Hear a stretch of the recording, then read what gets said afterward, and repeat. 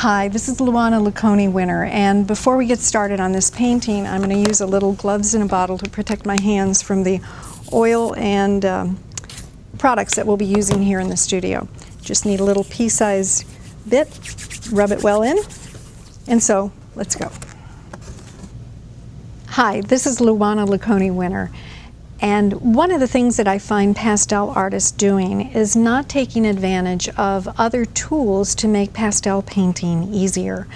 Oftentimes we find ourselves starting a painting that is a little too much time in the preparation. We all know that the underpainting in a pastel is critical to the way the values and the colors look in the upper layers. So I'd like to suggest something. When you buy fixative, many people often think of cans of fixative as a finished product, something that they spray on their pastels at the end of the painting. Not a good idea, because pastel fixative, no matter what brand it is, you've got to be highly cautious. What happens oftentimes is that your dark colors go light and your light colors tend to take on a sheen and go a little bit darker. So you've got to be cautious. What I would suggest is starting with a full-bodied painting and putting it on in such a way that you don't need that final layer of fixative.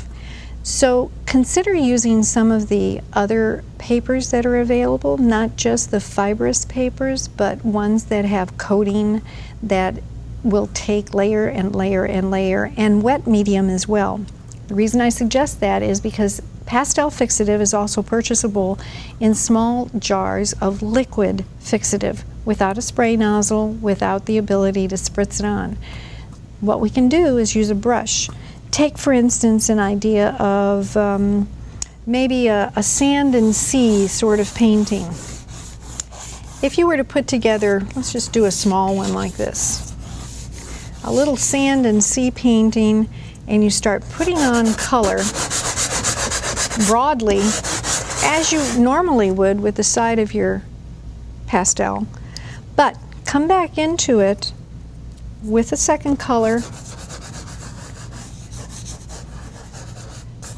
and now take a brush, any brush, even if you have old watercolor brushes. Look what happens to the pastel. It melts. It melts under the use of the fixative, and you can make the most beautiful underpainting, creating all types of layers and techniques, wetting, re-wetting, letting it dry in between.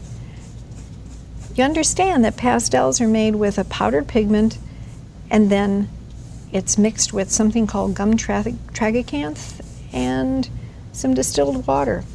So the pastels are at first wet before they're kneaded into dough. Now look at the difference in that color.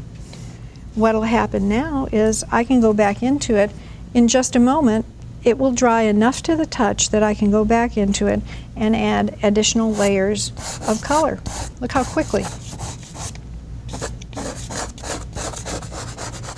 So if you're working outdoors, this is particularly fun because, you know, sometimes the lighting situation and the conditions of the outdoors make it hard for you to stay in a location for very long. I'm going to grab a little bit of orangier color, see if we can't add.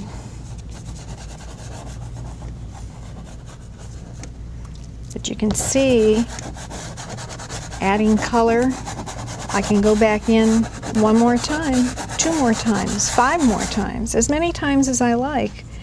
And I can continue changing the quality of this color.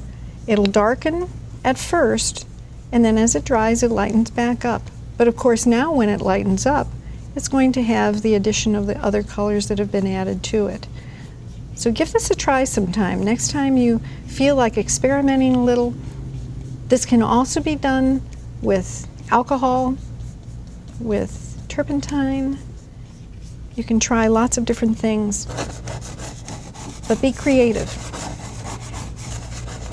And don't let dry pastels hold you back.